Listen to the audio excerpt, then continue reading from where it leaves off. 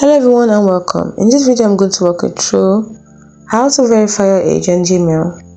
Now there are two main ways you can verify your age on Gmail. The first way is by using a government issued ID. The second one is by using a credit card. Now when using a government issued ID, you select the option to use your ID when you are prompted to verify your age on Gmail.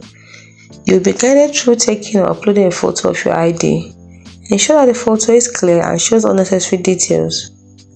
Google will securely store and process this information to verify your age. Now you can also use a credit card if the identification option isn't available or you prefer the credit card method. 1. Enter your valid credit card information. Google might perform a temporary authorization to confirm the card's validity, but no charges will be made. Important notice: age verification might be required for accessing age-restricted content or features within Gmail or other Google services.